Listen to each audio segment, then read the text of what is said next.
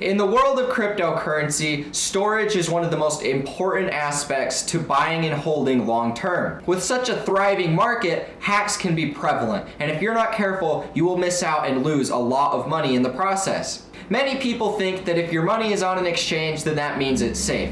Little do they know that's not the case, and exchanges are very susceptible to hacks. Something that we've been seeing a lot of over the last couple years are exchange hacks. And even if you take a look back in some of the early days of Bitcoin, Mt. Gox was a huge example of an exchange that was hacked, and everybody lost their money in the process. There are many forms of storage that I'm going to go over in this video today that are actually going to detail how to store your cryptocurrencies and make sure that they're safe from hackers and malicious activity. This is something that is very, very important when it comes to investing long term, and it's why I wanted to make today's video. With all that being said, thank you guys so much for the support. It truly means the world to me. My Discord has really been popping off recently with a lot of new members in there conversating every single day. If you like these videos and find them informative, do myself a favor and leave a like, comment, and subscribe to this channel. If you want to see some of my own private analysis, click the invitation link in the description of this video, and there you're going to get access to my Discord server. With all that being said, let's jump right in the video today.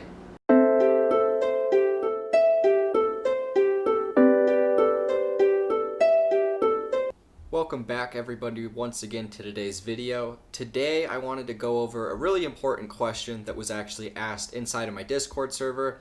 Somebody asked me, will you make a video talking about paper wallets and how to set one up and some of the basics behind them? Now, storing cryptocurrency is obviously one of the most important aspects to holding and investing, especially long-term with cryptocurrency. One of the many problems that we have currently inside of the space is the fact that hacks are prevalent. There's so many hacks. You see hacked exchanges, you see hacked wallets, you see hacked just about everything that you can imagine. And so it's really important that you understand exactly what forms of storage that you can go about using in order to keep your funds safe. Today we're actually going to be covering paper wallets and how to use a paper wallet. Me personally, I'm just barely getting set up with some paper wallets. I'm going to be putting a lot of my long-term bags into this form of storage. Previously, up to this point, I've just been using cold storage, which works great.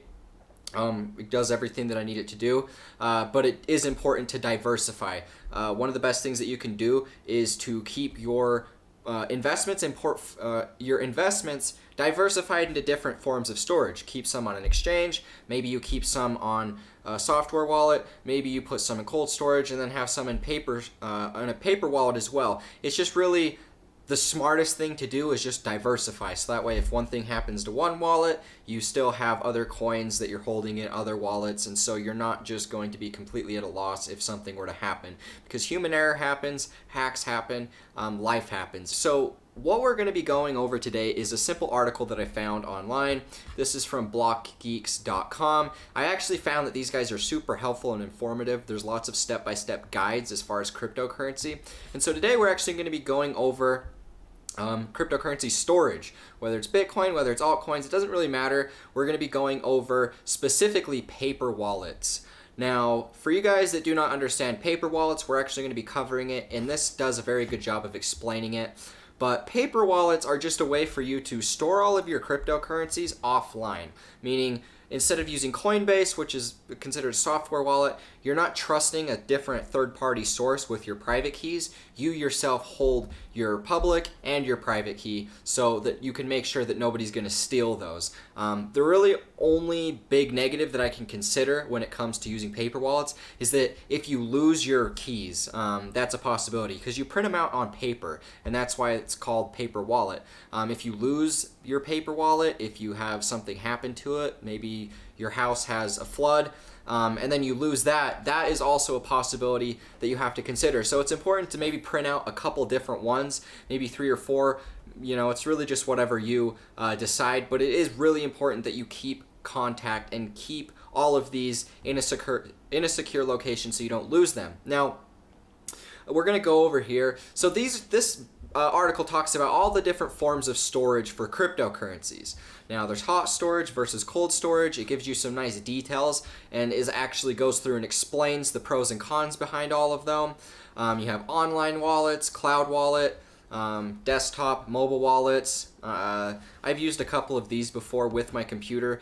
but one of the things that I'm trying to stay away from is keeping the least amount of my coins on a public server as possible. I don't want to have anybody that can come in and hack that and steal my money, whether it's a virus that infects my computer or whatever it might be. I would just rather not take the risk at all, especially when there's other forms that you can use that you can guarantee are not going to have that happen to them. Now, it goes over multi-signature wallets, risks of hot storage, risks of cold storage, hardware wallets. I use hardware wallet. I have a Trezor, and I don't actually have it with me. Otherwise, I'd show it to you guys. But most of you guys that have been around in crypto already know what these are, so I don't really need to cover that. Now, for today's video, we're going to actually be talking about paper wallets. So I'm going to go through here and read what this article has to say about them to give you guys some good information to follow off of. Now, paper wallets. Without a doubt, the safest way to store any cryptocurrency is using a paper wallet. By following a few pointers below, you can set up one entirely for free.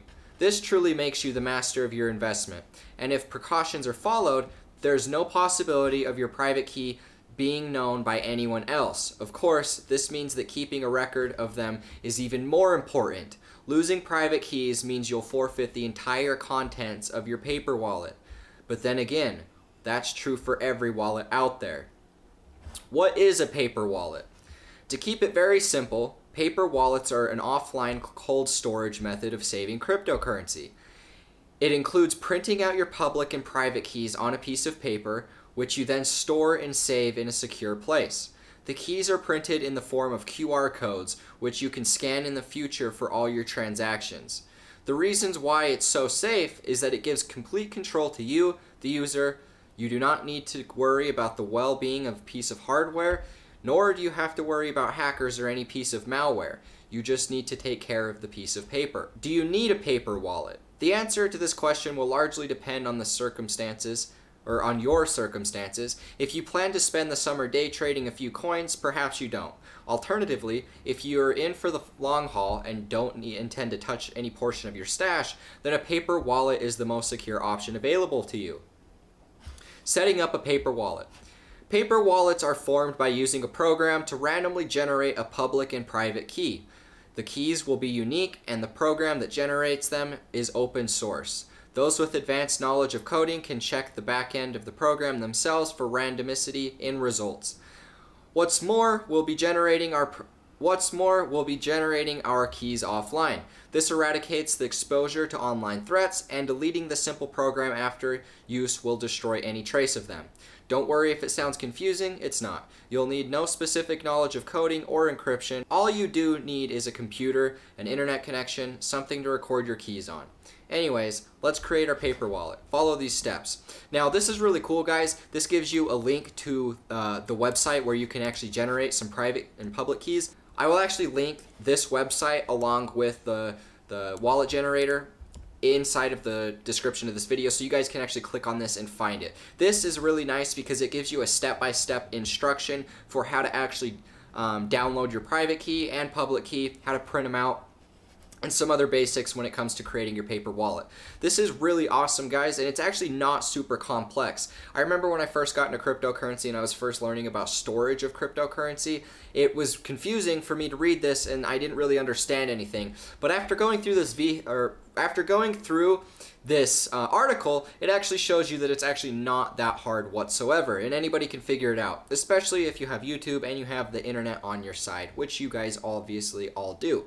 Now, I actually went through and generated a couple of these, and it was very simple. I had no problem going through it. Keep in mind, I'm not even somebody that's really good with computers or very tech savvy, but I was able to navigate through the steps very easily and efficiently. So this is very awesome. This is where you're going to be able to store the majority of your cryptocurrencies, if not all. I don't know if there's some of them that you won't be able to, just because of the fact this actually does say that setting up a paper wallet for Ethereum is a little bit different. So I don't actually know if that's the case for some of these other cryptocurrencies that you guys might be holding. I would assume probably not. If you guys hold Ethereum and you're trying to move that into a paper storage, then this also gives you a step-by-step instruction for how to go about doing that. So overall, this article is very informative. It goes through and explains all the details that you're actually going to need when it comes to setting up a private public, or when it actually comes to setting up a paper wallet. And it's really user friendly. You're not going to have any problems going through with that. Now, paper wallet risks. While paper wallets substantially decrease the threat of compromise from the virtual world, they aren't without their own set of risks. Coercion. There are always going to be people willing to break the law to get at something valuable. Just as crooks tear off in Lamborghinis after raiding a property, so too might they stumble upon your safe. They don't know what's in there, but presumably it's valuable. Anyways, you get where this is going. And the moral of the story is simple. Don't go bragging about your crypto investments. It doesn't matter if it's online or in person, it's never a clever idea.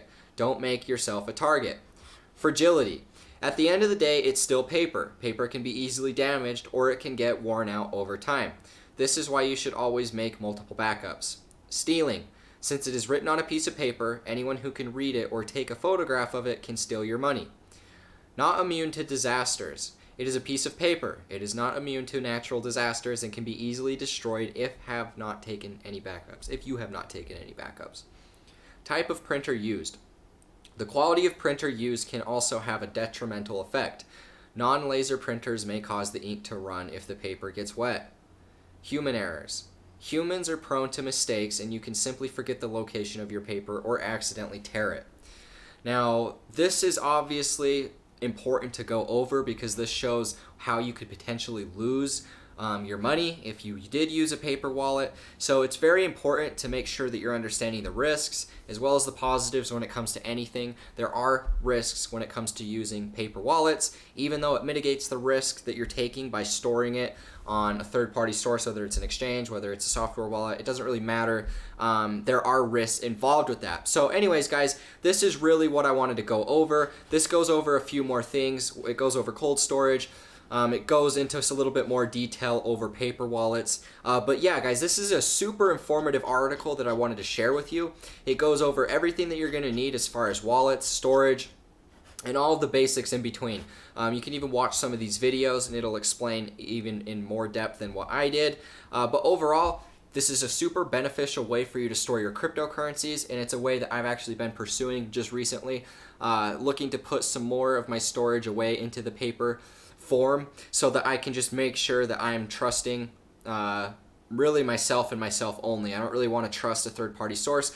Cold wallets or cold storage is an excellent form of storage if you're somebody that doesn't really care as much about the security. You're still going to get basically the same security out of a cold wallet. It really doesn't matter. There are ways that you could hack them, but it's very, very insignificant compared to other forms of storage. I use the Trezor. I'm going to actually link Ledger Nano in the description of this video so you guys can actually find that form of cryptocurrency wallet. There's actually a lot more cryptocurrencies that you can store on the Ledger Nano. Feel free to go through that, check out some of the information that I'm going to have posted in the link in the description of this video, and there you're going to be able to get access to everything that you're going to need to buy, sell, trade, and hold your cryptocurrency for the long term. Anyways, thank you guys so much for watching this video. I really appreciate the support so much. You guys have been really killing it inside of the Discord recently, and I'm just very grateful and fortunate to be there and be a part of such a thriving community inside of cryptocurrency. We're truly headed for great times, so I wanted to make this video to make sure that you guys are protecting yourselves for when things get really crazy. Keep in mind, guys, when the markets really pick up and things start going parabolic, you're susceptible for hacks grows exponentially, and so it's really important to just keep all of your cryptocurrencies safe. Better safe than sorry. That's always been my motto, especially when it comes to cryptocurrency. So do yourself a favor, check into this video, check some of the links that I'm going to send you, and there you're going to be able to get everything set up for your own security moving forward. Anyways, thank you so much. I'll catch you guys in the next one. Peace out.